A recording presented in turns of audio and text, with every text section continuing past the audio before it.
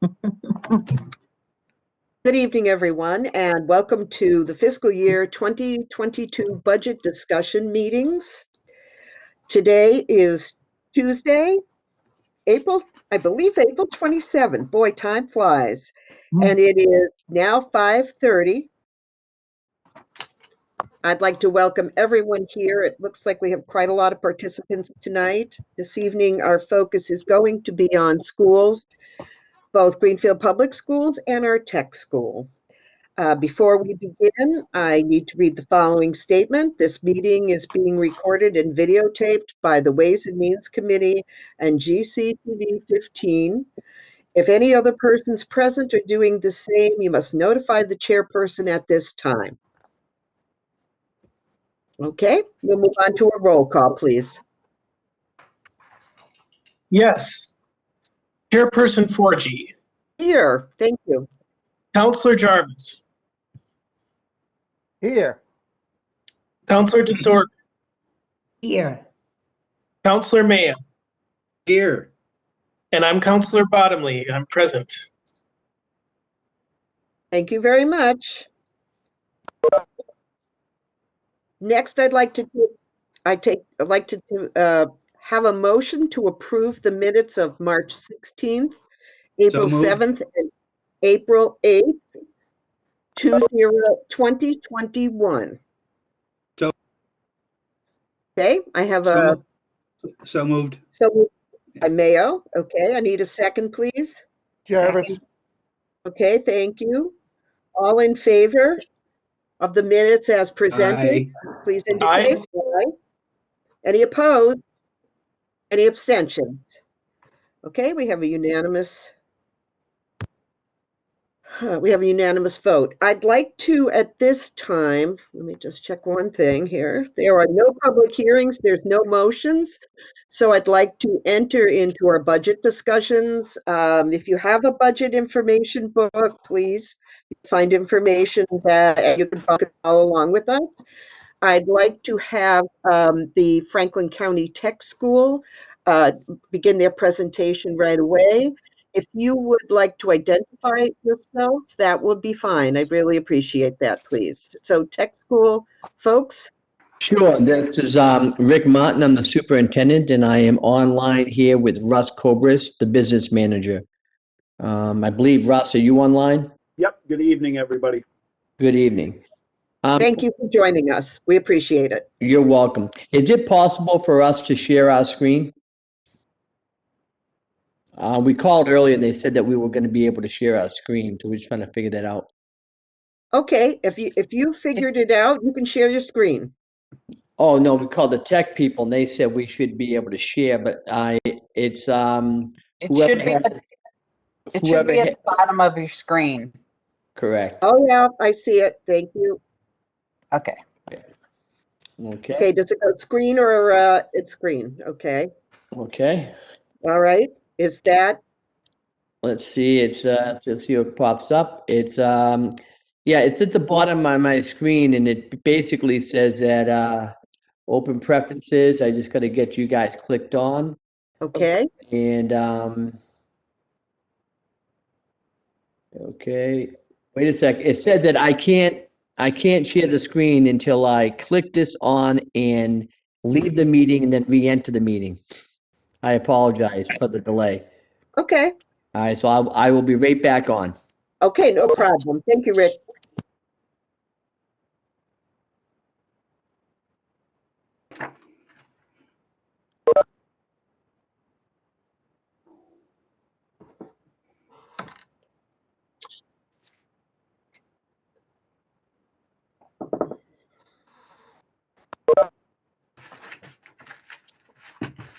Okay, so I should be back on and should be able to share the screen now. Here we go. And if you can see that, I'm not sure. Can you see what it says Greenfield Ways and Means? Yes, I can see it. Yep. Okay, all right. So I just want to get you caught up in the part of the screen. We're just going to review how we spent the money that was allocated to us in the previous fiscal year, and then how we are moving forward for the next fiscal year. So in the next fiscal year, and in this past year, here's some of the things that we have done. We are increasing our advanced placement courses. We have a financial literacy program, a women in trades program. We're continuing with our off-site homes. We are finishing our second home in Irving. And the good news for Greenfield is that the students will begin a new house in the fall in the town of Greenfield. So that's an exciting project to give back in that area. We, in the last year, since our last meeting, we received a $250,000 competitive grant to start a medical assistant program for next fall. We also received a $200,000 machine technology grant to continue with our day and our evening program. So over the last several years, we've been fortunate enough to receive about $1.2 million to get these programs off and running. In the last year, we had to start a new veterinary clinic utilizing existing classrooms in the interior of our building. We had to revamp those. We revamped our welding and our electrical shops, but we also had to revamp our health technology shop to accommodate for medical assistant and utilize the $250,000 grant, refurbished our CAF, and we put in a MSBA statement of interest application. And from my understanding, once you put that in, you could be 5 years, 10 years, who knows how many years down the road before they even take a look at you. So as far as how we spent the money over the summer when COVID first hit, we, like all school districts, we had what we call the Yes Sir One grant. And that was your Title I allocation of about $91,800. Of course, many of our member towns got a lot more because they're a lot bigger school systems from K through 12, and we're just grades 9 through 12. So here's how we spent our money. So I don't have to read through each one, but it just gives you an idea that we were trying to plan in the event we were going to come back to school in the fall, which we had no idea or known this at the time we put this grant through. But we wanted to be prepared because we knew at some point there would be some sort of phase-in. So then the next grant came our way from the state, and that was the COVID relief funds. And that was allocated at $111,000. So we got rid of our assembly hall. In order to accommodate for social distancing and an increased enrollment, we had to divide up our assembly hall into 4 1,000 square foot classrooms. We expanded our nurse's office, making it 2/3 larger. And we had had to hire an LPN nurse as well to help accommodate any symptoms related to COVID-19. If students were coming down, we had contact tracing involved. It wasn't a one-person job anymore, not in a 600-person high school. And the next one is we also applied for, and we were fortunate enough to receive a very highly competitive technology grant. We received $195,000. We put that to work right away by getting all our students one-to-one Chromebooks for remote learning. We also provided our community, for those that were in need, Wi-Fi extenders to help with the Wi-Fi hotspots, some money with laptops, webcams for classroom and students and teachers, technology licenses, outdoor classrooms, and TV and projectors. So we had to move forward with that. In the last year, just to give you a quick understanding, that's the extension of our nurse's office. I'm going to whip right through these. And you can see that you have the tri-fold plastic shields around each desk. So we had to purchase that over the summer as well, because we were trying to get ready to go online. Our assembly hall was a large space, but now we turned it into 4 academic classrooms. And we also, did everything that all the other schools do as far as social distancing and meetings out in the courts and the different one-way arrows down the classrooms and all the things that we had to do to get back into teaching and learning. We had outdoor tents for the outdoor classrooms. These are some of the refurbished things. There's a new house in Greenfield, and that's the veterinary clinic, the new equipment along with that. And then we do have animals now at Franklin County Tech, which is brand new to us. And medical assistant program and LPN program, that's some of the stuff there. And a new machine technology grant. Now, I'm going to jump right into the numbers as it pertains to Greenfield and Franklin County Tech. So the numbers here, we had a 9.6% increase in enrollment in this last year, which was a 6.9% increase in our budget. And we are asking the towns for 2.5% increase. And that's a good situation for us to be in, because I remember about 8 years ago, we were in a situation where we had declining enrollment and we were at a deficit.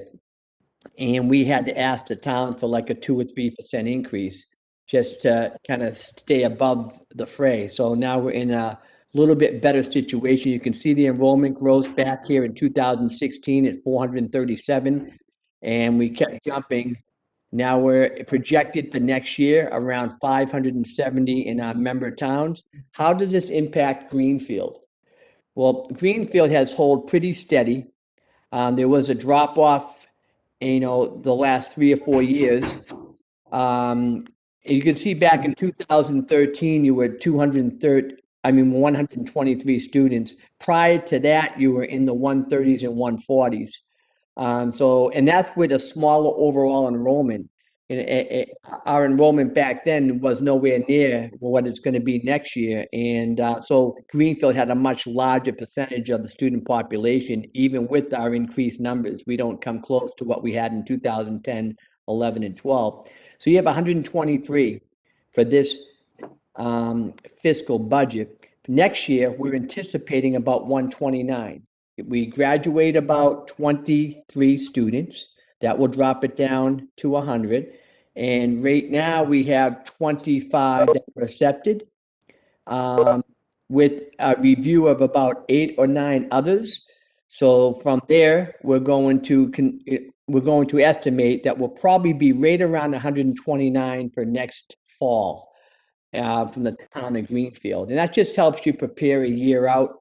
I remember last year I was here and we estimated you would be about 125, and we were a couple short of that. So that's a pretty conservative estimate.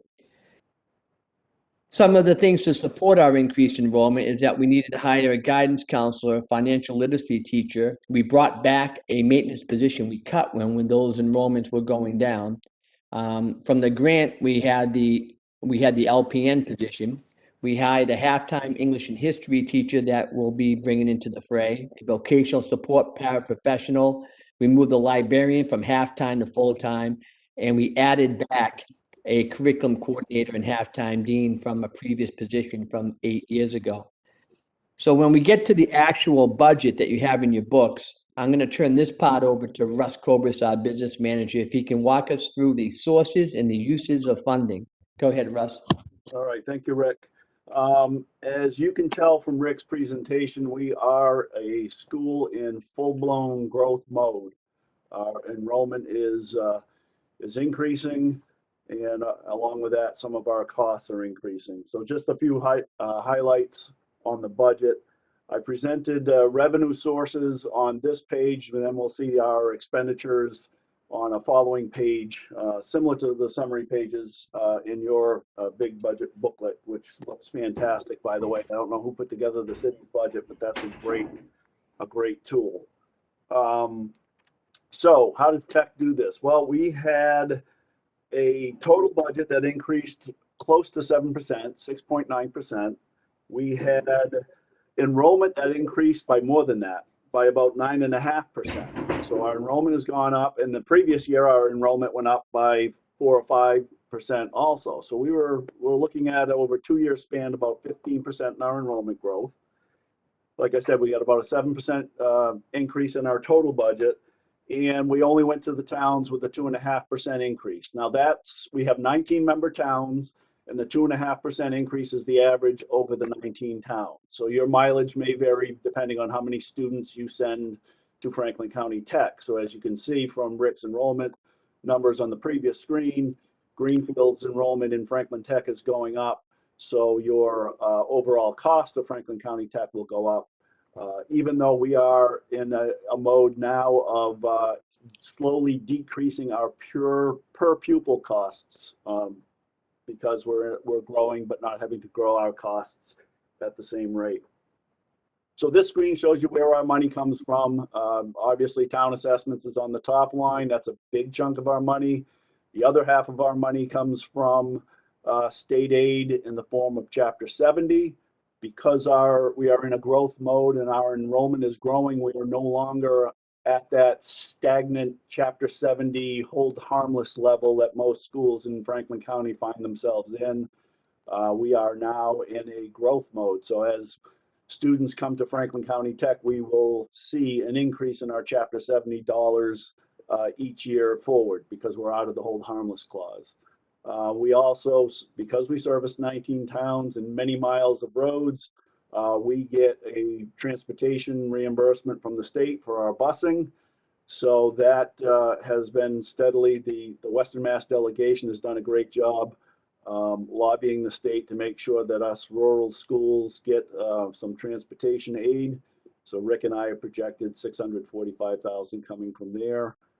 We are not a school choice school, so when we receive students from non-member towns, and we do that, we get full bore tuition payment from those towns in the neighborhood of, depending on whether the student is a special ed student or not, it could be from about $17,300 to $21,000 per student that we get in. So we have a tuition revolving fund. We tap that fund every year to help balance our budget. So you'll see a $600,000 piece in there. And then near the bottom of the screen, you'll see our appropriation of E&D. So for you and the Ways and Means Committee, you use free cash from year to year to help balance your budgets. In schools, in a regional school, we don't have free cash. We have something called E&D. We cannot tap our E&D during the year. You can go to have a special council meeting and tap into your free cash during the year. We can't do that as regional schools. We can only tap into it once at budget time. And we have set aside $575,000 from our surplus from previous years to help balance the budget. And the next screen is our, if you flip on to the next one, Rick. Okay. And This is a business manager delegating upward to a superintendent. Thank you, sir. thanks, Russell. The technology guru. And here's our uses of funds. Again, it's a summary page. The function codes that we have listed over on the left-hand side of the page are the state dictated function codes for from DESE, from the Department of Ed. You have function codes that look like public safety, public works, education. Ours looks a little bit different. All falls within your education function code at the city, but then it's further broken down for us schools. So you'll see our district administration, instructional services, et cetera, et cetera. Most of that, most of the bigger increases you'll see are monies reinvested in instructional services. So as we have grown to a certain point, we have to add teachers. Rick is very careful not to add a staff position unless we absolutely have to. And so we've been very careful. We've eliminated positions in the years where our enrollment was dropping. We used retirements and things such as that to shrink our school, and now we're in a full growth mode. So you'll see instructional services is a big increase, but that's teacher salaries. So it's a labor intensive industry, and labor is going up because of enrollment going up. You'll also see a small increase in our pupil transportation, and most other categories are pretty equal.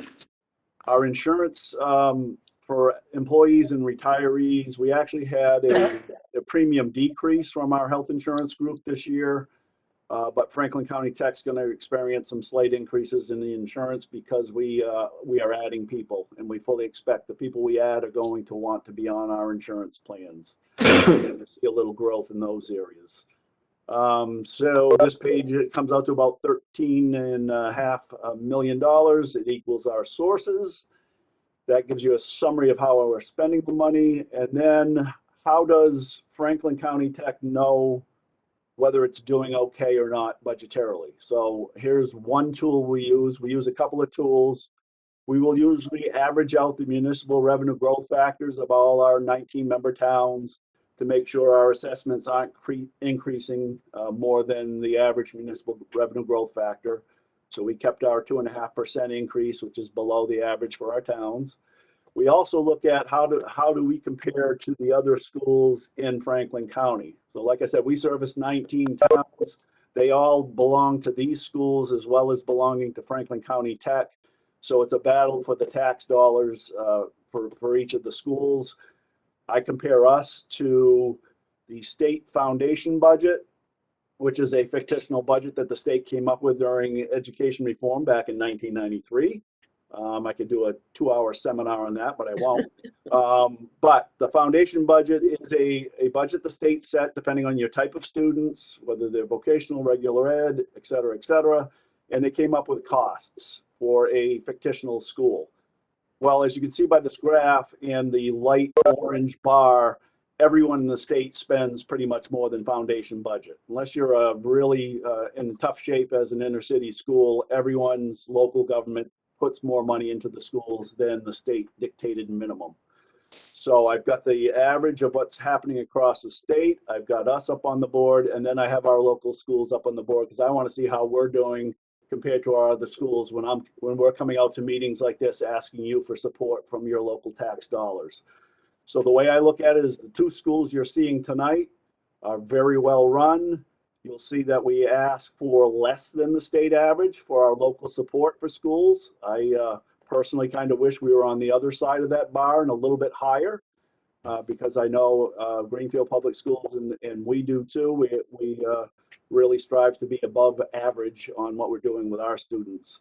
But you get a good feel from this cost. So this helps me guide us over the long term on where are we with our costs compared to other schools, how heavily are we relying on our towns compared to other schools, how are we doing against the state average. I also came up with a vocational average. Now there's 29 vocational schools in the state. I took the small voc schools. We are very small. We have 500 some odd kids for our enrollment in a voc school, and we have some voc schools out there with a few thousand kids in there. So I didn't find us comparable to the big schools, but for the small schools, we're very comparable to what other voc schools are expecting from their towns for support. So that's what that graph does. And I tend to like that graph because it gives me a sanity, a little checkpoint. Then we've got a couple of slides with some pretty pictures. I'm sure they're similar to yours, where education takes up a big chunk of your budget and state aid and local aid take up the other big chunk. So here's our revenue sources. The blue parts of the pie are the local dollars that we ask for and support on the revenue side, and then the reddish parts of the pie is the state aid. So we now have some of our town assessments being less than half of our pie. A few years ago, when we were a shrinking school, you would have seen the blue Pac-Man eating up more of the pie because we really had relied on our local assessments to help us balance our budget. But now that we're in a growth mode, we're getting more state aid, and we hope to see the red sections of that pie grow. Next screen, Rick. So here's the appropriation side. The red section is the instructional services. So like I said, we're a labor-intensive industry. Those are our teachers and our people who are right in front of the students. So that's the biggest piece of our pie. And then you'll see the other function codes all sliced up. So it just is proof that Rick and I know how to do color graphs. Next page is dollars and cents. So here's how your assessment is calculated. This is based on our school district agreement, which all 19 towns signed on to back in 1976 when the school opened up. You will see, you can quickly go down to Greenfield. You have an 123 in your October 1 count. So that's it. This past October 1 is the official count for all schools across the state. And then the state dictates the orange column of numbers. So the state dictates to us that Greenfield, at a very minimum, has to pay Franklin County Tech $992,156. Then we have other parts of our pie, which is transportation costs, which as a regional school, your share of it that you're helping pick up is $91,000 of the transportation costs. Then we have net school spending, and net school spending is basically when we looked at that graph that I showed earlier with all the schools that were above average, this is the extra money that you're all kicking in that's above the foundation budget, the state fictional foundation budget. So you see that our towns chip in an extra $1.4 million to help us run our schools. I break down what we balance our budget with when we use our E&D. So in your case, it would be free cash. I show that as an E&D credit, which means the monies that we helped save from previous years, how has that helped us this year in keeping our assessments down? That column shows you that. And then we go on to the local assessment column, which is $1.2 million. So the yellow column is interesting. So since education reform happened in 93, pre-1993, you would have seen all per pupil assessments the same for all 19 of our towns. It would have been straight by the district agreement. Your enrollment would have dictated your share of the pie. Ed reform says richer towns pay a little bit more money towards the schools, and poorer towns get more state help, and the poorer town doesn't have to pay as much money towards schools. So how does Greenfield look compared to our average? If you go to the bottom of the yellow column, you can see that we average $12,239 per pupil that we ask from our towns to help us run our schools. And then you can do a quick slide over on Greenfields, and you can see that you're considered one of our poorer towns, so you actually get a break. The state helps you out by a couple of grand, and then we ask you for $10,409 to help balance our budget. So that gives you a little flavor of what the formula is like for a regional school and how the state skews it a little bit with their extra aid. And then this is just a 4-year trend. So this page of our budget book helps people understand where their schools have been enrollment wise, how it's trended the last 4 years, where your assessments have trended the last 4 years. And then we give you a little, the orange columns with the percent change in your assessment versus the percent change in your enrollment. And like I said, pre-education reform, those two numbers would have been the same in the orange column, but now with ed reform, the enrollment percentage doesn't mean the same as being your assessment percentage. We also have done some capital projects at our school that went out to bonding. We did a roof resurfacing of the roof, resurfacing of our parking lots, and a few other things. So we have a capital assessment, and if my superintendent would quit playing around with the screen. You got it? No, I lost. Now I got it. Thank you. Yeah. Thank you, Rick. So you'll see that we also are assessing our towns. Greenfield's big owner, 27% owner of our schools, roughly. So you'll see that you've got a chunk of our capital assessments of about $46,676. So I'm sure that's peanuts compared to your other capital items, but it's big dollars for Franklin County Tech School. And that, I think, pretty much sums up the dollars and cents side of it. Rick got all the glamour, I got all the boredom of the dollars, but hopefully that answers some of your questions, and we're here to answer any others.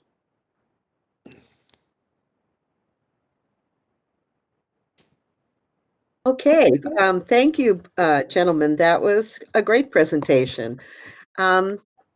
Okay, Ways and Means folks, do you have some questions? I think we can just run this as people just ask their questions, as long as they're mindful that others may want to speak as well.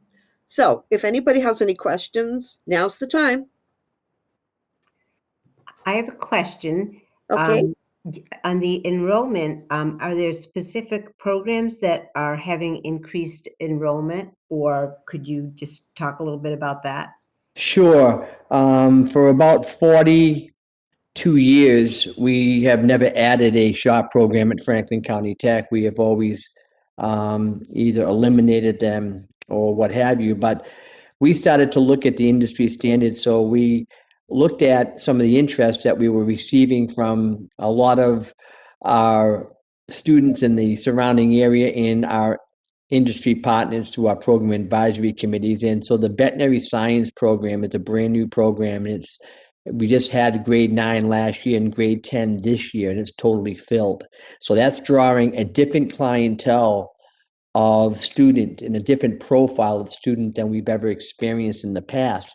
And because of that, we looked at the regional blueprint for Franklin County and Pioneer Valley, and medical assistant was another high demand especially in the light of COVID with such a strain on the medical community.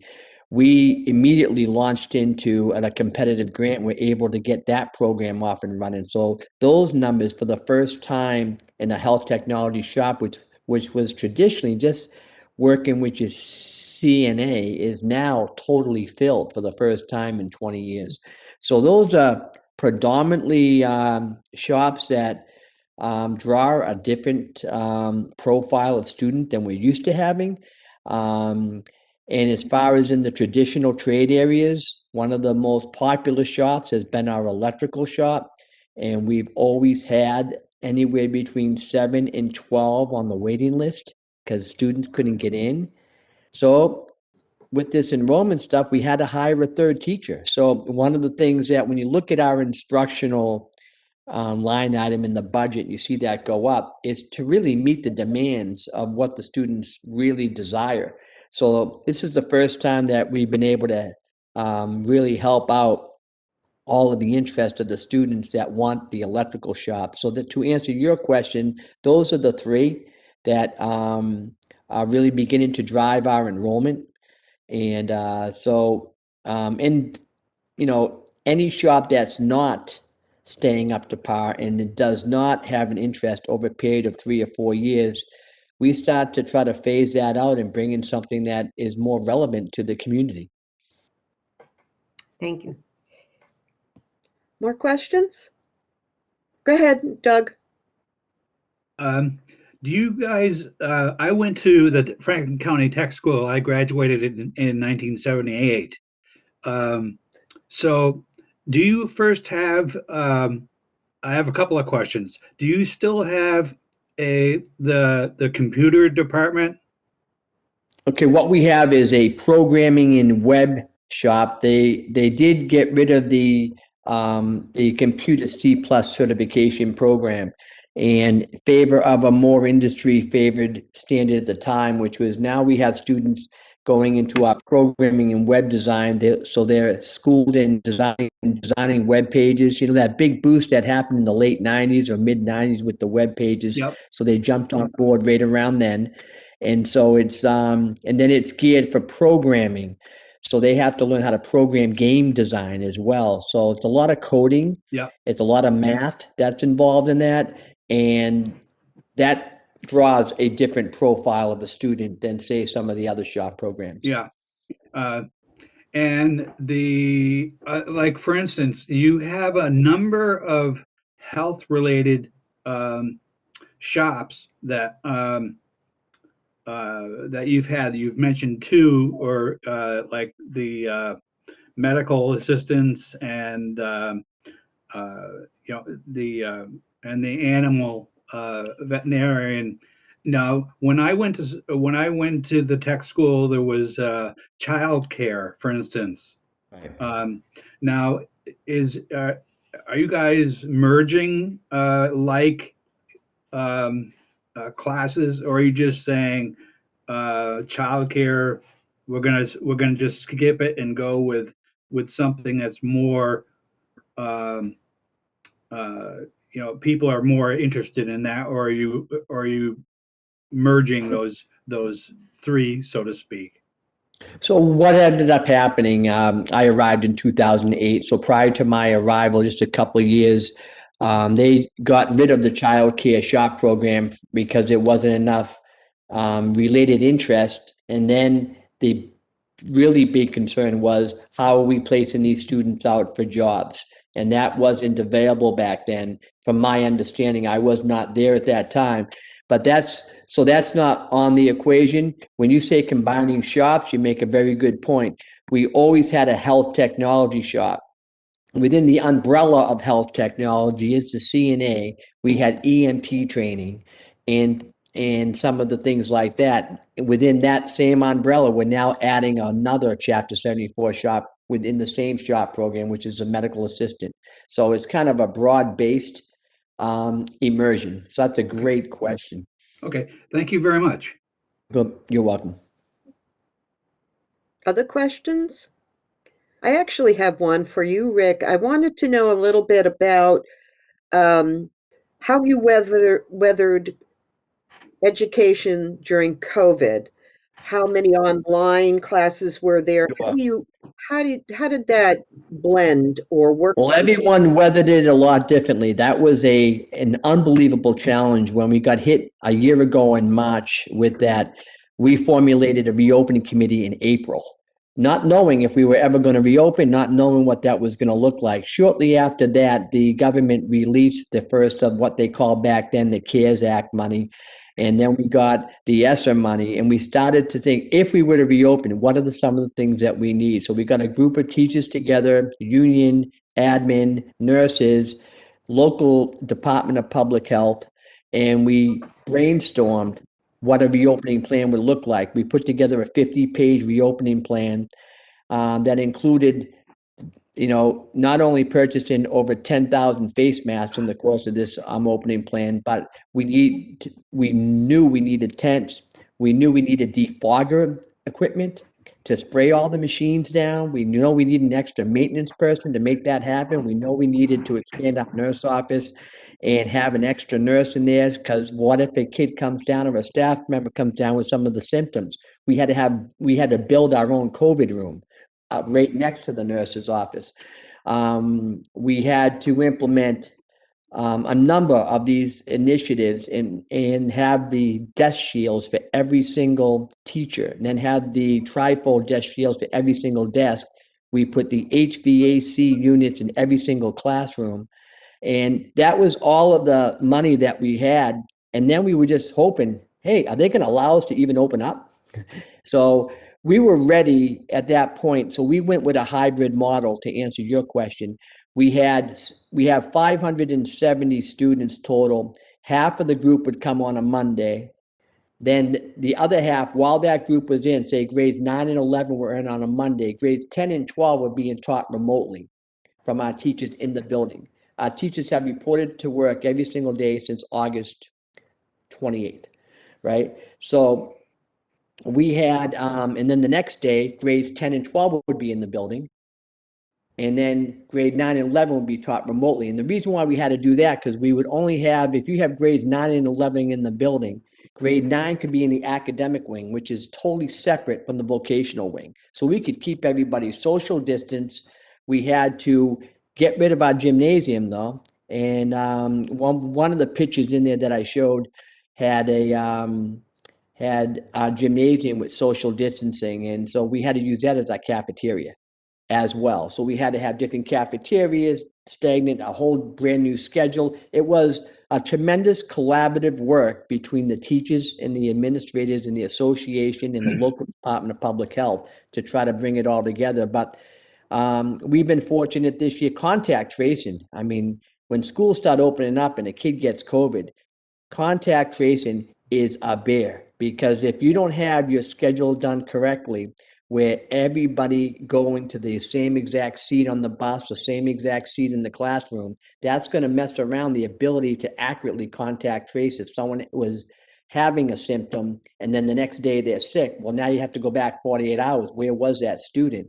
So our nurses and everyone do a great job with that. Have we had students with COVID-19? Yes. They have been contact traced. Some, I think twice this year, we actually had to close down.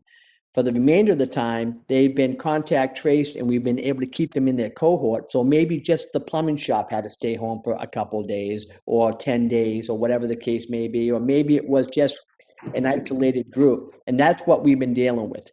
So those small little pockets have not had any outbreaks here at the school as far as having to shut down for any long period of time. And I don't make those decisions unilaterally. Those are coming at me through the medical professionals that know it the best. And every single time we have a case, we report it to the Department of Education, which you have to do. And then they also get you in contact with the local Department of Public Health and the epidemiologist. And together you make all of those kind of decisions. So surprisingly, it has been a relatively smooth year. And it's funny to hear kids talk about how much they hated school before COVID and now how much they love to be in the building. They want to be there, trust me. Thank you very much. Yep. Is there anybody else who has some questions? Doug, go ahead. Well, I got one last question. Okay. Is you said that Russ? I'll identify the question to you. You said that you had to get rid of the auditorium and use that for classroom. Break that down into 4 different classrooms. I was just curious. Did you keep the library, or did you have to do something special with that? No, we kept the library. Russ, if you want to answer that, we basically kept the library. Library's intact. We used, if you noticed in some of Rick's pictures for our vet sciences, we split up a couple of classrooms to open up that shop. So we had a company already that we were dealing with temporary walls. So when we had to go into the assembly hall, I'm sure you remember the assembly hall is that just, kind of a big empty space. So we set up walls and did 4 classrooms in there. The gym teachers had to adjust to not having the gym, which was a challenge during the winter months. But they did do that. So we've got the CAF running in both spaces now. But luckily the library stayed functioning. Our librarian actually acted as kind of help on the web with the online learning. So if students, if teachers got tied up for whatever reason, Wally in the library could still help the student plow along as best they could on his end. So it's been an incredible year, and Rick's right. It was a lot of meeting time, a lot of angst, and trying to get the PPE and all that stuff in the building. But the reward was that, Rick is right. The kids, as much as they complained about school before COVID, they all certainly appreciate being in there and seeing their friends now. So it's been an interesting year. Let's put it that way. Okay, thank you. Thank you. If there's no more questions, then I'm going to thank Rick and Russ for their presentation to us this evening. We really appreciate you being here. Thank you for taking the time. And are we all set?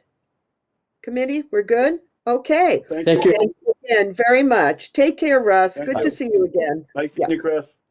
Bye-bye. Okay, that was great. That was a nice presentation. We're going to move on now to our Greenfield Public School.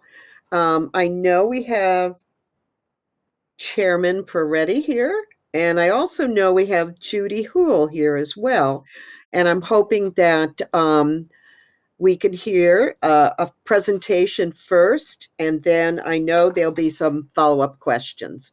So, Chairman, would you like to start off the presentation?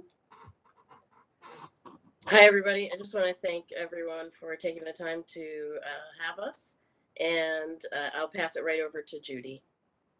Okay, that's great. Thank you. Good evening, everybody. Andy Paquette, who is providing our business management services, is also here tonight, so that if you have any questions, we can certainly, answer those questions for you as we move through.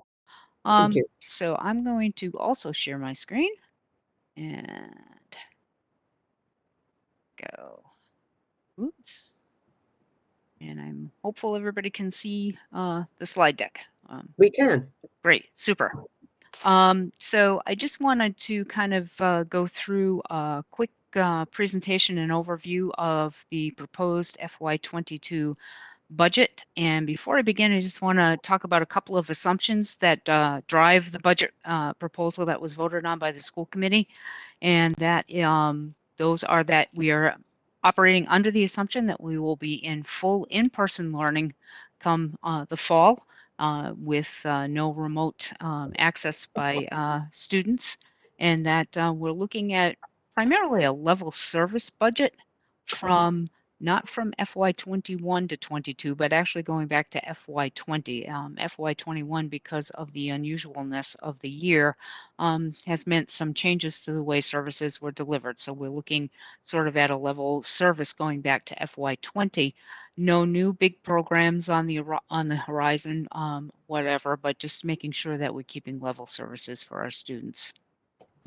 So I want to start by kind of reminding everybody the focus, and this is a little video that a first grade student presented to his teachers in the wake of remote learning, and I thought it was a good way to remind us about what we're really doing here. Miss Gallipo and Miss Tassie, for all that you do, this first grade class would like to thank you. You're working hard to teach us, even through a snowy storm. We have fun learning with you when we're together at home. Learning remotely hasn't been easy at all, but with your help, we'll be ready for next fall. You fill our candy jar to remind us to make better choices, because sometimes we forget to use our indoor voices. And so we would like to take a moment to show our appreciation by all joining together in a standing ovation. Class, class, class. So that was done by a first grade student in honor of his teachers and understanding the challenges that our educators faced throughout the past year trying to do pandemic learning. Just one of the things that I'll tell you a little bit about me, and that is I do have a background in teaching in graduate school programs, and I used to teach school finance as one of the courses to students. And one of the things that I reminded our students about and that I like to focus on in terms of budget building is that the budget really needs to speak to what the district vision is, what the district plan is. That you can have all the plans in the universe for your school to improve, but if you don't have a budget that provides the resources for that plan, then that plan can't move forward and we can't get educational excellence for our students. So just keeping the vision in mind, this is the district's vision, and I think it's a great one, that every student has the ability to succeed, the right to be respected and challenged, and the responsibility to do their own best, that every family is welcomed as a partner in the process, and every educator is an essential factor in guiding the educational development of students. And we believe that this budget helps us meet those goals in the Greenfield Public Schools vision. The biggest expense drivers are seen on this slide. We're looking at health and well-being, and similar to our counterparts at Franklin County Tech, we spent a lot of money, particularly on healthy buildings and PPE and all of those things this year in the wake of COVID. Another expense driver is student learning options. How are we making sure that we're providing great educational opportunities across the board to our students, and how are we maximizing both the funds that we get from the city as well as the funds that we get from the state? There are some incremental increases that drive the budget, salary increases, increases to utilities, transportation, those kinds of things. Technology and information will continue to be a driver in the education space. It was certainly in this past year, a lot of grant funds, again, were spent on technology and making sure that students had the equipment and the means to be able to access education from home. And that will continue. There have been some real takeaways from this experience into how we can leverage technology to help students learn. And so I think those will certainly drive and are driving the budget. Operations, basic operations of the schools, and making sure that we're keeping buildings well maintained. And all of that is a piece of it. And then, of course, the last piece is special education, in which we have students with special needs, many of whom get serviced in district in programs, which is great because we do save the town a lot of money and special education out of district costs. But there are some students whose needs are severe enough that we can't meet them in-house, and so we do have out-of-district tuitions as well. So those are the big drivers of the budget. This is an overall summary of the budget. You can see what the various costs are and just a little bit about the philosophy of how this all works is that when you look at this yellow column, it's known as what's known as an all funds budget. This is the budget that is paid for not only from local appropriation, but from grants and other sources as well. And then over here in the blue column is that all funds number minus the anticipated offsets of $2,351,929, resulting in the net local budget of $20,425,011. And you can see the percent change by the various departments of administration and curriculum, technology, special education, maintenance, food services, transportation, Green River, Academy of Early Learning, Federal Street, Four Corners, Newton, and the middle and the high schools. And that transportation change is a pretty big number, and we'll talk about that in a few minutes.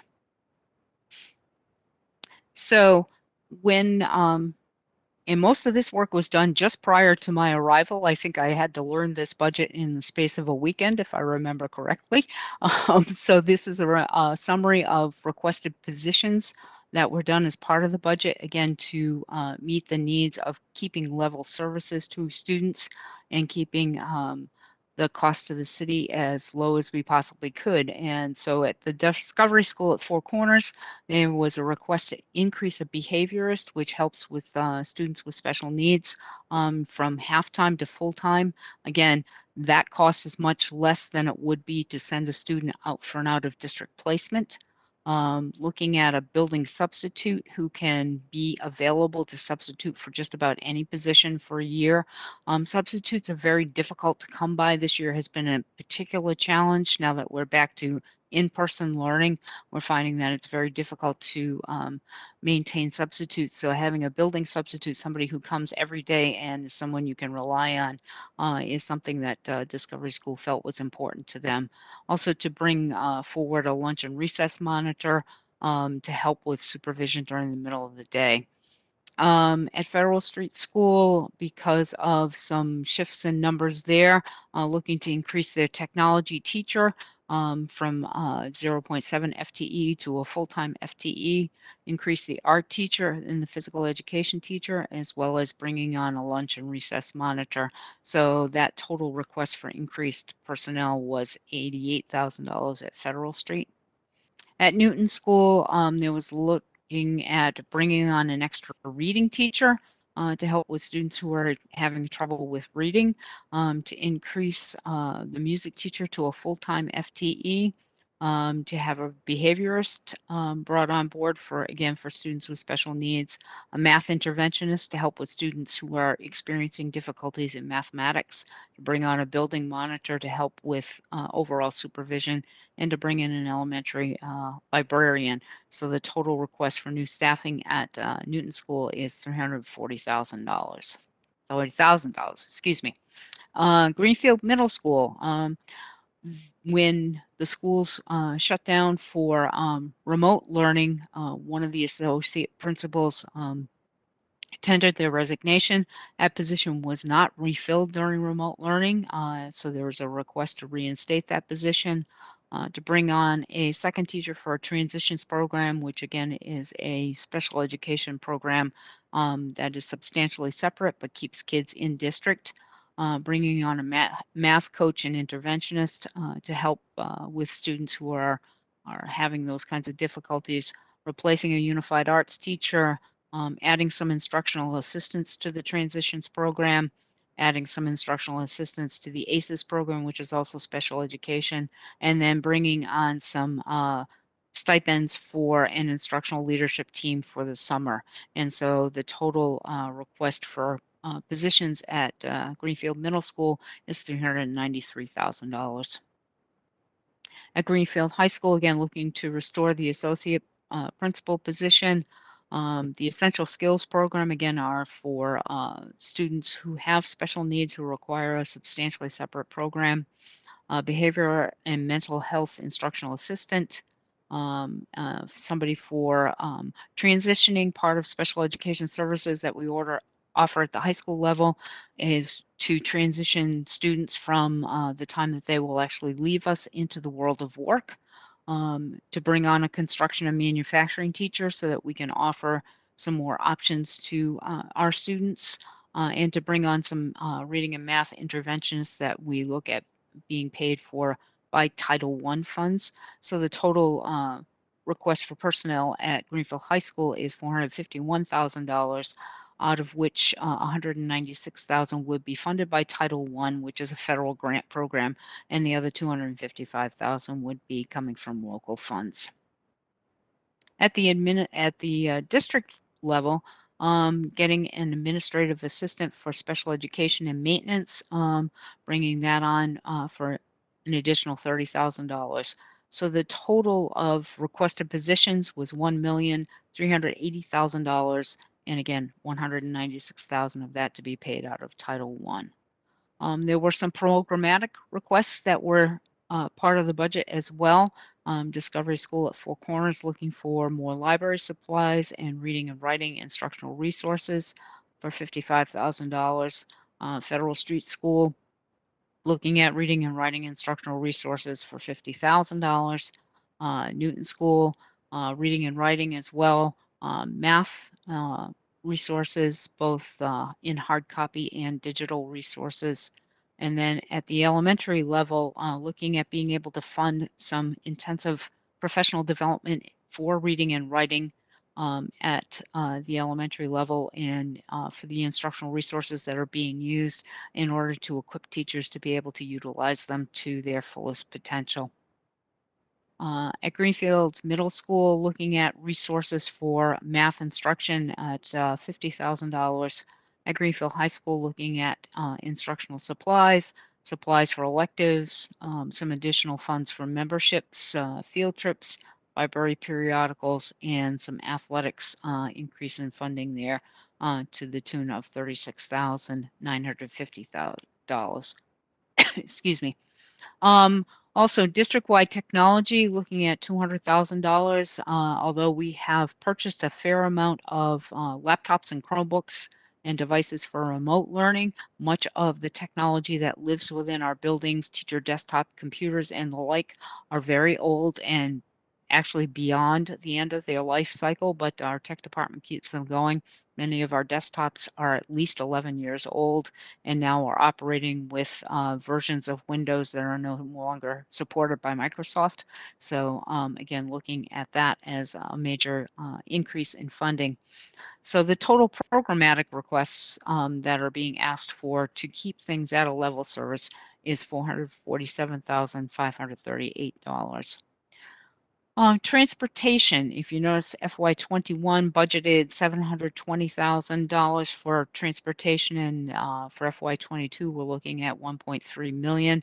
And the reason why is because the transportation revolving fund that had some revenues in it, was not producing the revenues at the rate that we had hoped they would produce. So it then required us to move those expenses into the general fund from the transportation revolving account. And that's why that increase is there. I want to talk a little bit about revenues for a minute. Just taking a look at the cherry sheets that I took a peek at after the House Ways and Means provided their input on this.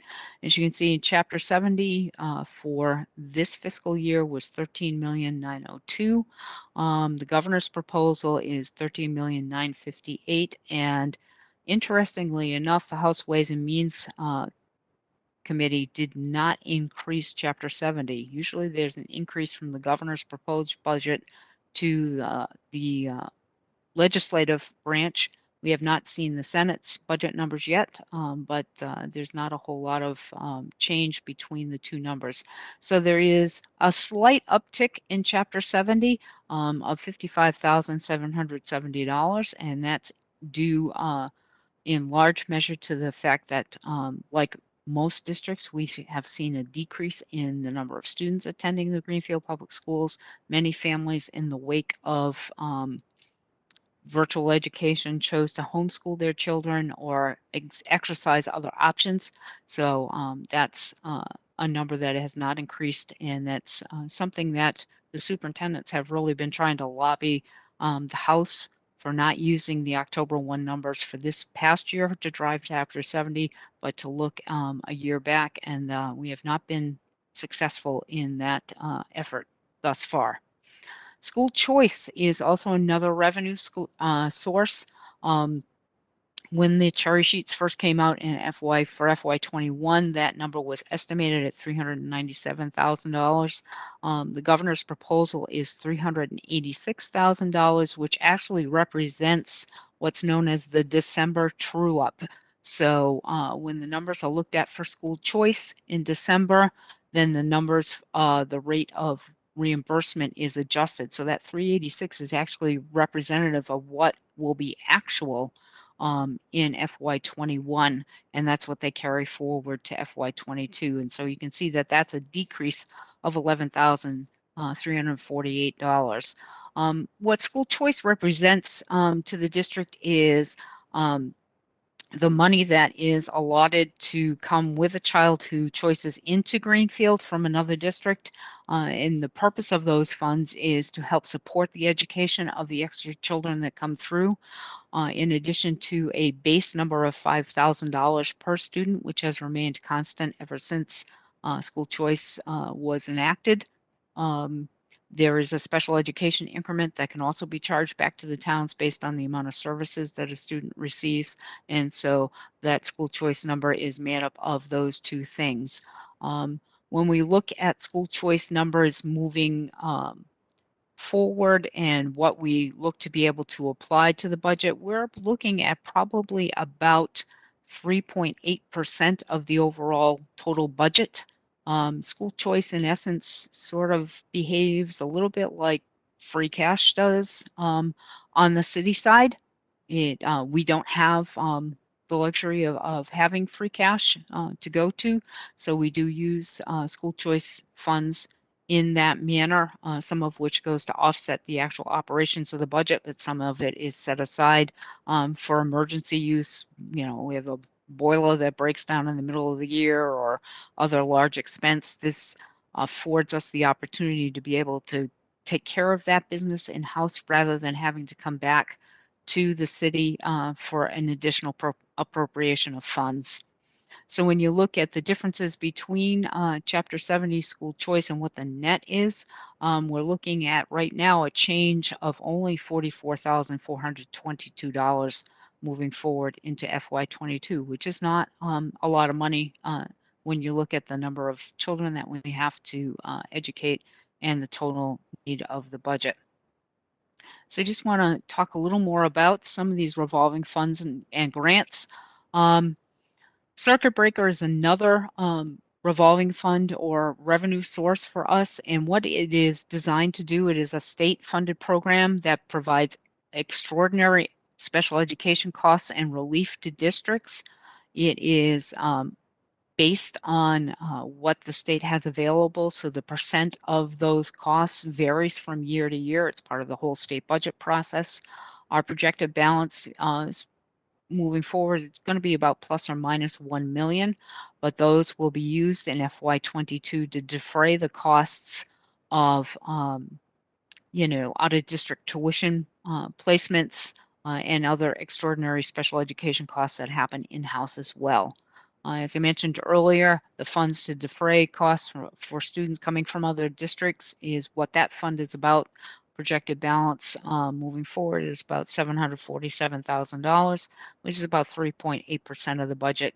You know, and again, sort of like free cash, and we know that with free cash or E&D, as was mentioned by the tech school, that's about usually 5% of the budget, so we're not quite at that level.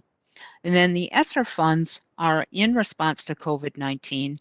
We have spent a fair amount of ESSER 1, as it's known, to support the return to in-person learning, air purifiers purchased, technology needs, PPE, all of those things that you heard about earlier, and we'll go into a huge amount of detail on that.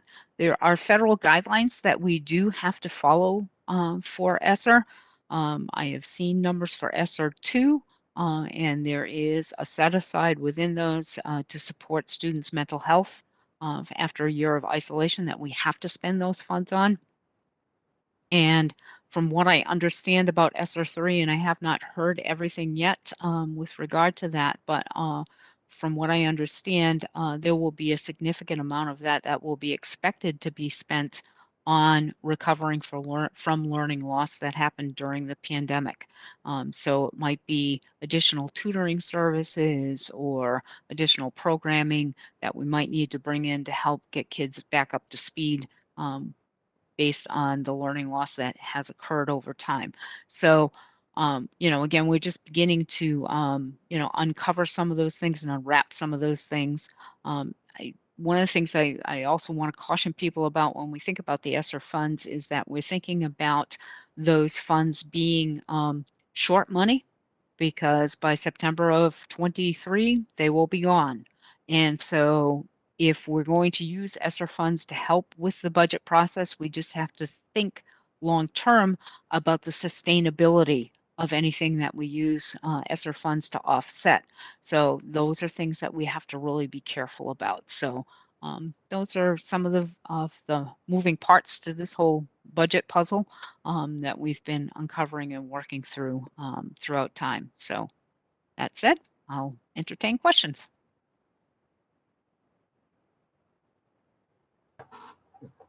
Okay, thank you very much. Do we have questions? Go ahead, Doug.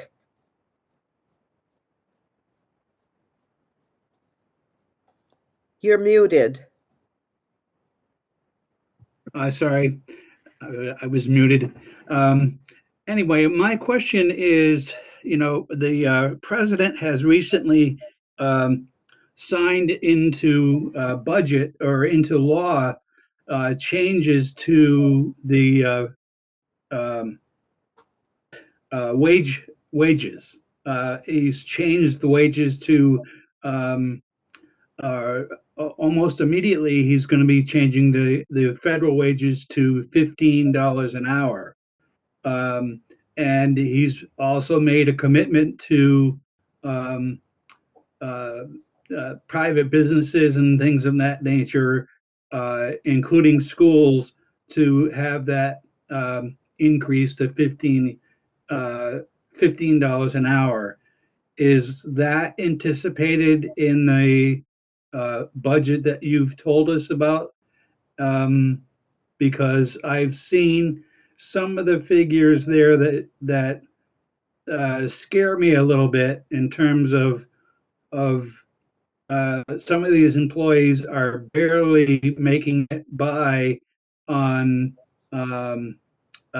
full-time money. They're getting $10,000, and that's not living wage. And when you talk about the president making a move to $15 an hour, that's that's better than some of the wages that they're getting now. But I wanted to ask if you've anticipated that wage increase that the president has promised. At the time that this budget was built, it did anticipate increases into the state's minimum wage. It did not anticipate going to $15 an hour. I'm not sure that that's going to happen immediately. I think that may be a multi-year plan on the part of the president. That's correct. Yeah, and some of the numbers that you were looking at in terms of the $10,000 or the $18,000, those are the increases over what the position is now. So it's not the full salary. So, for example, increasing the technology teacher from 0.7 FTE to 1.0 is an additional $18,000. It's not $18,000 for the full 1.0 Okay. FTE. So that's just the difference between what's in the budget now and what we're requesting. Okay, understood. Thank you. Others on the committee? Yeah, me, Chris. Ed. Okay, go ahead, Ed. I couldn't find the mute button. So if I did my math correct, which I'm pretty sure I probably followed along, and I did, we are talking about a $1,184,000 increase in either new positions being added or restored. Is that correct in this budget? I kind of followed along. That's just for the schools. That doesn't include the admin or the technology or any of the supplies or anything like that.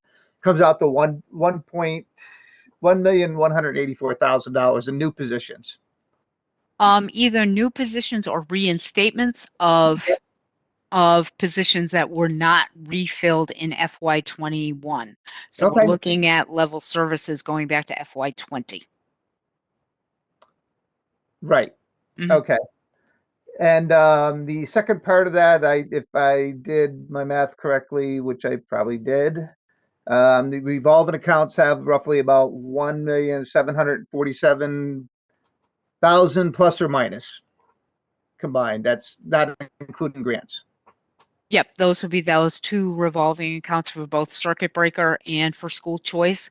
Circuit breaker is not something that can be applied globally to the budget. It has to be used for extraordinary special education costs like out of district tuitions or extraordinary services that are offered in-house. So it's not something that can be applied globally to the whole budget. Right, but it could be applied to part of the budget, though. Correct. Correct. And then the other 747 could be applied to globally the budget. Correct. Okay, just wanted to get a grasp on Sure. the way the school works. Mhm. Okay, those are my two questions. Thank you. Others? I have two. One was the transportation, which this was not a year. The transportation was probably anywheres near normal, but what is the driving force behind the change in projected revenue for transportation? If I may handle that, good evening, everyone. Andy Paquette here. The budget for FY21 was built with the anticipation of $270,000 of transportation revenue coming in. Obviously, that is not being recognized this year. And then even looking at the trends of what it is that has been coming in from transportation revolving in FY20, we got about $50,000. So the reason for the increase in the FY22 is due to the fact that at the time we were building this budget, we were looking at the potential of, in a sense, the shifting of the fact that we're not getting these revenues as originally anticipated. So the program would have to be funded from some other way. Now, that doesn't mean, honestly, that as we're progressing along and things start to open up, it is one of the areas I know that the Budget and Finance Subcommittee and the school committee as a whole, we're constantly revisiting to hope and see that as we are progressing, that potentially we could look to get us up close to the original 270 amount that seemed to have been originally thought of as a possible funding source. But when we built this budget as of that point in time, there was no guarantee that we would get anywhere near that. So that is why. Thank you. Anybody else? I have a number of questions, but they are sort of broad and minutia. So if you would bear with me, I think Andy, you'll probably you might be the best person to answer some of the questions. I was looking through the line items, and some of the things that were there I was not familiar with, so I'm just looking for an explanation. So I wondered what a teacher allowance GEA is. That's a required amount for the Greenfield Education Association. So it's a negotiated amount that we budget for expenses associated coming out of what's required in the contract. We have to budget $8,000 per the contract for the Education Association reimbursement for agreed upon expenses. Okay. So that's contractual, correct? Correct. Okay, Yes. thank you. So there was a line item for a truant officer, and I wasn't, I was a little surprised. So I really want to know, do we have a truancy rate in No, Greenfield? that's a labeling thing. That's again from, and it's been brought up, and that should be changed. I know there's been discussion around that, but that's one of the things from what has been, you know, though that account described previously. And it's just I'll say it's a naming change that needs to occur, but there is no truant officer. But is there a person in place that would receive that $31,000 figure? No, it's it does go towards the attendance and the, you know, it's more of the part of, I'll say, of the work of a registrar, what the registrar does. We also have the registrar down in the superintendent section, but there's other things that are done for DESE categorizing purposes. That function code of the attendance parent liaison, we have to report those expenses accordingly. But Okay. it's not a truant officer, just for the record. It is not. I'm like, wow, really? I also noticed in the line items that there was a line for parking lot rental. And I wondered um, where, where is it necessary for us to rent parking spaces? I forget. I'm having a brain I'm cramp happy as to to what address it that. says. Yeah, I Chair was going to Brady. say, Whoever can do it, I'd be just a happy. brain cramp. Our middle school does not come with nearly enough That's parking correct. for all of the folks who work there. That's Okay. And we have for, I want to say around as long as Mayor Martin and Mayor Wiedegartner have served, that we have had a contract with the Blessed Sacrament to rent part of their parking lot. It was a long-standing contract that was renegotiated in 2019, if that's my best recollection, with some different terms. The mayor is interrupting me. Maybe I don't have the date right. 2020, but she's accurate. Okay. Amy is some of our accurate. contracts from that time period, it drew out for a while before it was finalized. And it was complicated by them building their new parish hall.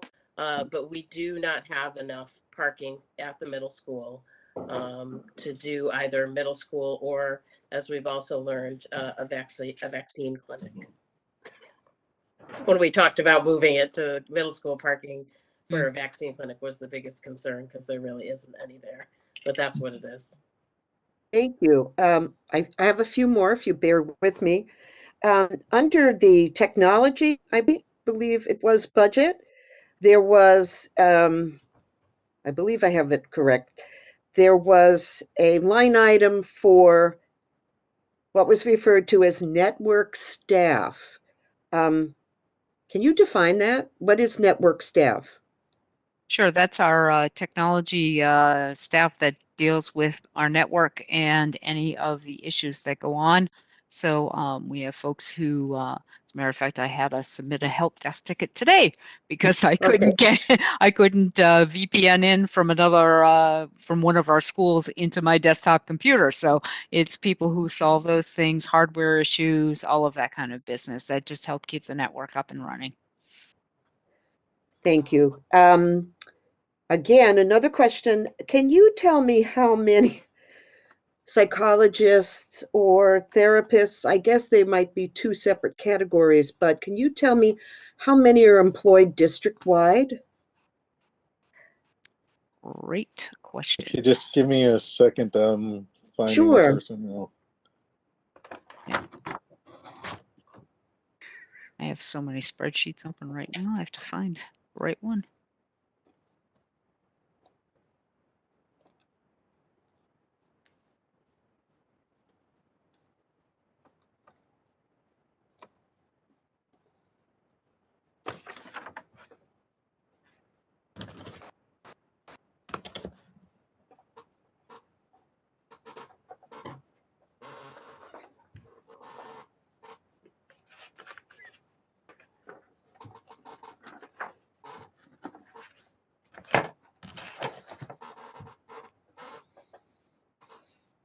looks like for a therapist, both speech, language, and behavioral, I'm just doing a quick scan here. We have 15 district-wide for therapists, including speech, language, occupational, physical, and then psychologists.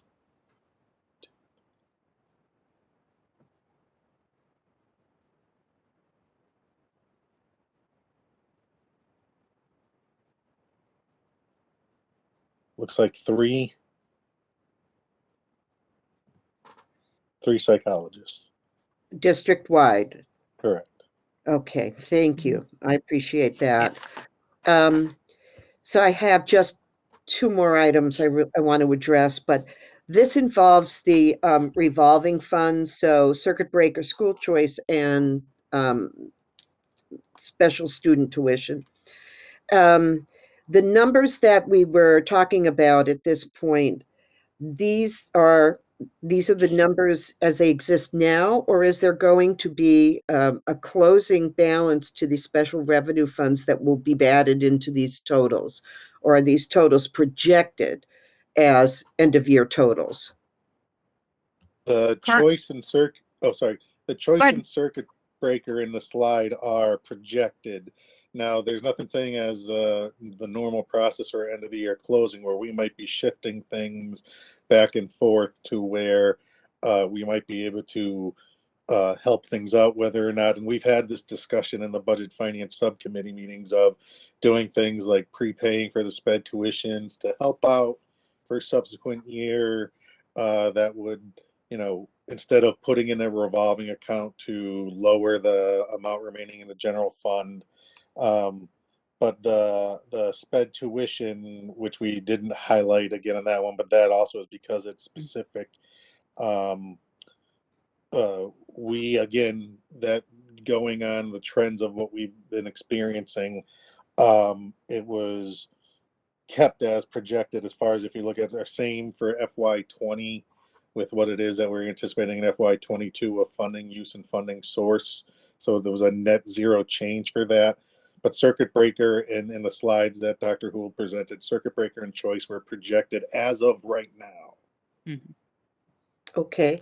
Yeah. And is there a limit to these funds? They're revolving funds. A lot of them have to say, you know, no more Sure. than, you know, 40,000 or whatever the figure is. Is there a limit on what can be in these revolving funds?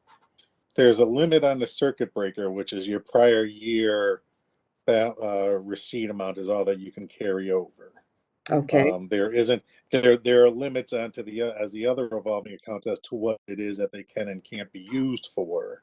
You know, so for example, you know, the building use revolving account has to go towards offsetting expenses for the building that was generating the revenue from the use of the facility, things of that nature. But there aren't any caps on the balances carried over for those that are dictated by MGL. If there are special revolving accounts that are created and voted on by local charter, then the potential that there would be a balance. Like one of our clients, they have an athletic revolving account for advertising that's capped at $50,000. You know, so that would, those are local, unique, non-governed by any of the Chapter 44 or if you get the other chapter revolving accounts. But okay, thank you. And my final question, I don't want anybody to feel uncomfortable in the answer, but I'd like to know what the resolution was to the former superintendent's contract. I want to know if that line item exists, if there's any balance left in that line item, or if the superintendent received a full salary for this fiscal year.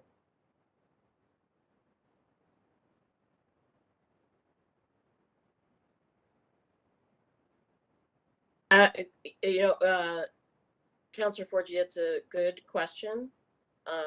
Let me get back to you with that information. I am not sure actually what we're able to share. I would agree with that, Counselor Yeah, Forgy. I can ask the question and get back to you with whatever the answer is. I appreciate that. The confidentiality of the deal or the contract that was signed, but I do feel that taxpayers need to know, since it was taxpayer money, um, what the final resolution was. And again, I don't want to violate any contractual pieces that have been put in place or any non-disclosure. Understood.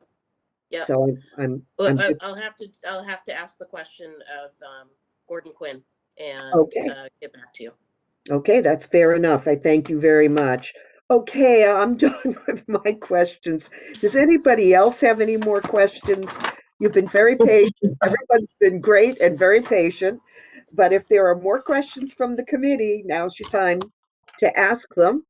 Yeah, I do have a question. This regards positions. And I was really happy to see the request. I feel like they're very reasonable, and particularly thrilled to see the request going from 0.7 or 0.5 positions to full-time, because I think to meet our goals of educational excellence, we need to hire professionals. That's a professional field, and they need to be full-time employees to get the best that we can get. So I'm really happy to see that. My understanding of what happens in the budget procedure, we always see your full budget and then there's a cut, and we don't know what happens after that. Is there any way we could get a report that says, like, here's the cut, we were not able to fund these positions that we put forward? Because it's very difficult to track that. I know a lot of these positions come back again and again and again, and it just gets kind of lost in the shuffle. If I may answer that, or at least explain, if I am here going forward, I can tell you, and we've talked about this. I mean, last year, we look at last year, as I think we all know, it was something that we hope we never go through again. But what I like to do, for all intents and purposes, the way that we work as far as budget development and communication is that we present our budget as we have done. The ultimate, goes through the machinations. We get a final number. We go back to the subcommittee, go to the full school committee, come up with an adjustment. But then come July 1, there's a lot of activity that I believe we're all aware of that occurs over the summer in the schools. And so for all intents and purposes, what I like to say is that we spend the summer rebuilding this budget from scratch. And then what I like to do, which unfortunately we haven't had a chance to do because of everything going on, is as close to September and the beginning of school as possible. We do what I call like a level set line in the sand. This is as close to real time as it is that we have the budget. And at that point in time, we would do a comparison of exactly what you're looking for, of this is what we had to start the year. This is what we presented in our budget to request. And this is where, for lack of a better phrase, the dust has settled as to what we have now. That's the way that I normally like to do it. And then I even actually get the committee to vote a revised budget at that time, because that's the closest to real time. As we like to say in this business, we're starting building these budgets a year in advance of reality. So that would be my wish going forward, that we do that, because your question is, it's like we have all these discussions and then we all go away and do our work, and then the school year starts without any official or more communicative understanding as to where it is reality sets in now. Mm-hmm. Yep.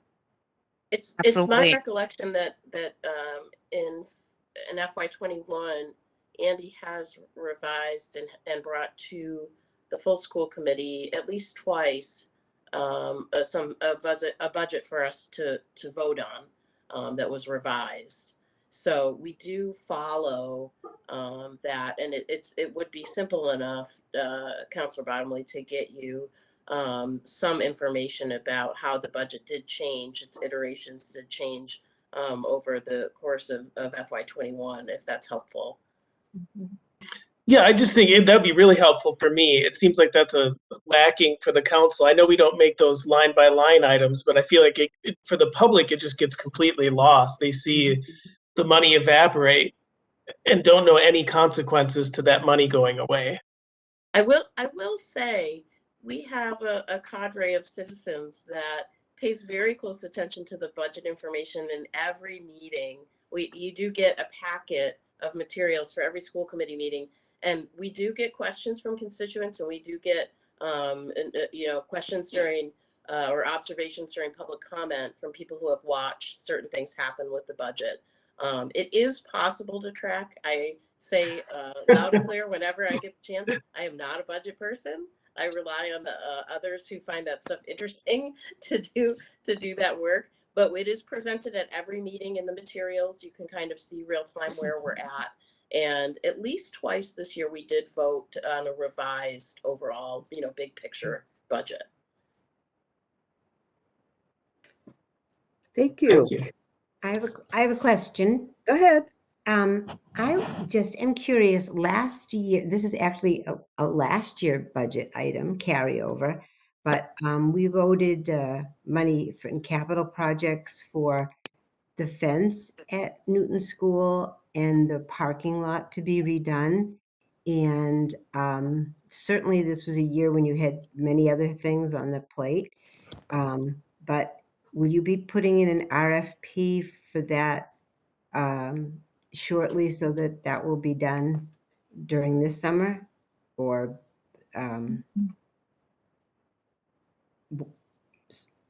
before the children return?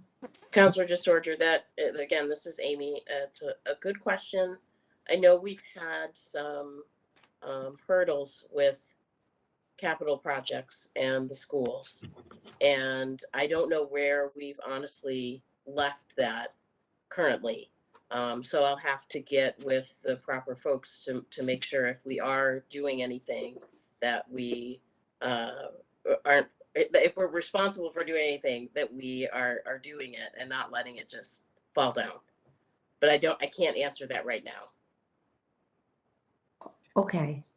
So my question would be, if I could, Ginny, for just 1 second, just to say to the mayor, when the capital budget was put forward, there were no items listed under capital for the school. So can you add to this conversation? I hope I can add to the conversation. There are plenty of capital items in the school budget. And I do believe that I mentioned this in the memo when I sent the budget to you. For approximately a good year and a half to 2 years, the former superintendent did not spend any of that money, even though it had been authorized. So we don't know why. Therefore, the Capital Improvement Committee, along with the mayor, the superintendent did not attend any of the capital improvement meetings, even though she was a member of that committee, and certainly did not attend, even though she was still a superintendent, the one on the school budget. So it was our recommendation, my recommendation, but it was the recommendation of the Capital Improvement Committee going forward that we would not include any capital spending for the schools this year. I don't know if that answers your question or not. I think the answer to the question that was before is I think it was Councilor DeSorger, can any of that money be spent now? Frankly, I do not believe it can, but I don't know for sure about that for the simple reason that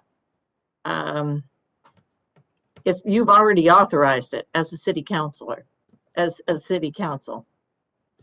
And it wasn't spent when the superintendent had the ability to do that. So I don't believe it can be spent now, but that is my belief. It may not be accurate, but I think that I am probably accurate on that. Can I? And you might ask financial. You might ask Liz Gilman. She may have some understanding of that beyond what I do, but that's up to you. So Ginny, I'm sorry, I didn't mean to cut you off. Was there something else you wanted to say? I would like to ask Liz a couple questions. So, no, I just was hoping that that fence and parking lot would be fixed, and I certainly can understand that some things intervened, and that things happened and it didn't happen, but I thought it was probably the money we had voted on was still there in. It is. It is. Hi, Liz. Hey, Can you help us? I can. It is still there.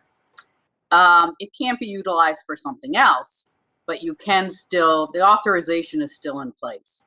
And that was the point of Capital Committee. They didn't want to keep adding authorizations that weren't being utilized. So I think it's more a question of, you know, with everything going on, what can be done this summer? Funding is there, but will they have the time, you know, to get to doing that? Liz, is there a time period when an authorization needs to close? Actually, if you haven't spent it, no, but if you start spending it, yes, 10 years. Okay. So, and then if you start spending it and you've had bands out for 2 years, you actually have to start paying down principal on the bands. So just a little tidbit for your information. I'm just thrilled. Thank you. John, go ahead. So I just want to clarify. So in other words, if the superintendent started requests for these projects, they could go forward. That is We correct. approved that money, and it's still fiscal year 21. Yeah. And that Correct. money is still approved for multiple years. It is a valid authorization in place. Unless it was rescinded. And we've talked about rescinding before, but it has not been rescinded. Is there a total amount of the borrowings that haven't happened yet? Is there a dollar amount to them? Oh gosh. Yes. Yeah, there's several large ones. I would say it's probably in the 300,000 range, 300,000 or 400,000 range. Okay. Thank you. Ginny, I'm sorry. Cut you off again. Oh, no, this is fine. We're all learning as we're going along. So I just wanted our new superintendent to know, well, welcome, and you're welcome here, and we're delighted to have you here. And I just wanted you to know that we all voted for that, and we're hoping that as time permits, that we all really wanted there to be a new parking lot and a fence at that school, because, and then I can take the pictures off my phone. No, but for the children there, seriously. So I know that this has been incredible trying to get the kids educated in this manner, but it's still there, and we're still hoping that it will get done. So thank you. Oh, thank you for that. And I will tell you that since I have been here, it has been head down to get kids back to in-person learning, and the last hurdle is tomorrow because our middle school and high school students are coming back.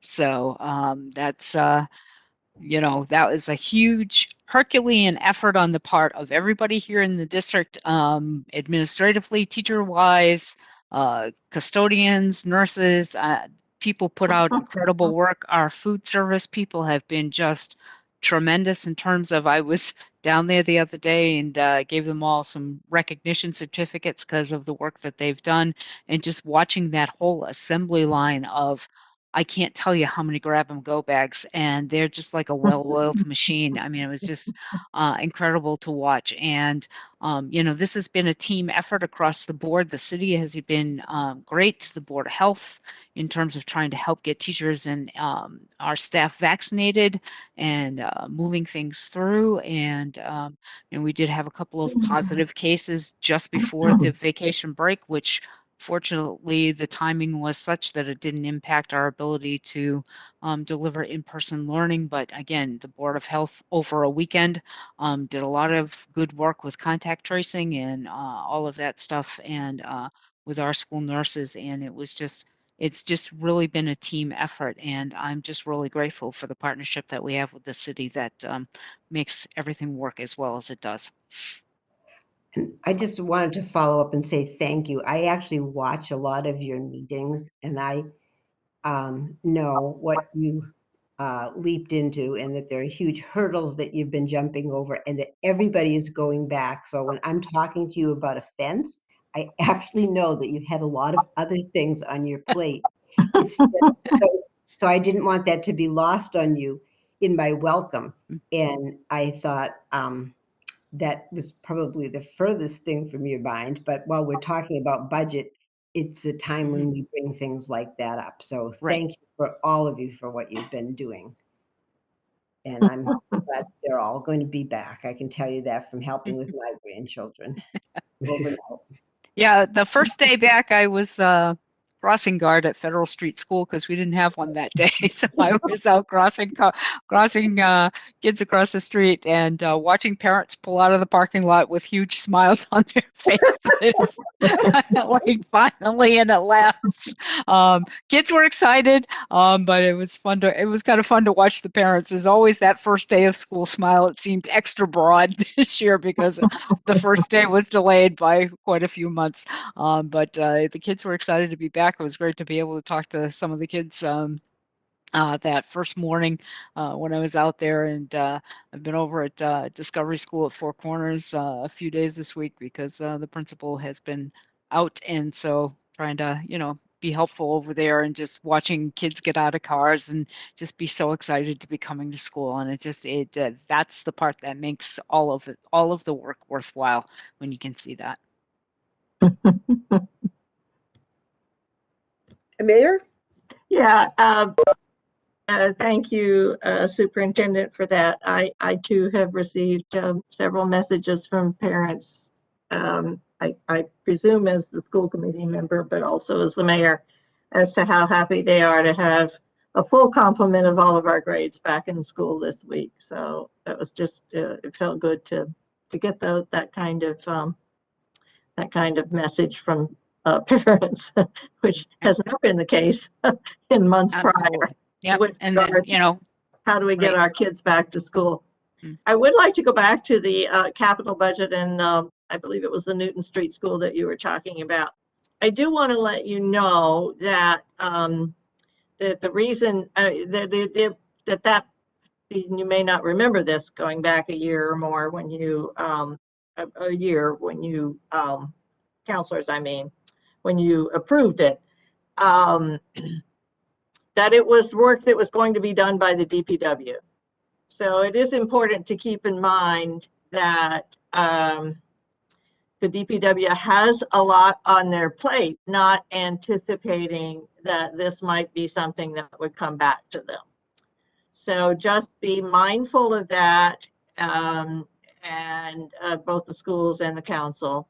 And that, yes, the work can be done, I'm sure, because Marlo and Paul will bend over backwards to get it done as quickly as they can. But I'm going to go out on a limb here and say, don't anticipate it by absolutely the first day in September. But we will put it on the schedule if you so choose to have that happen, Judy. So just, as long as you're working with Paul and Marlo on a schedule for how it could happen before snow flies, that would be good. Okay. Great, thank you.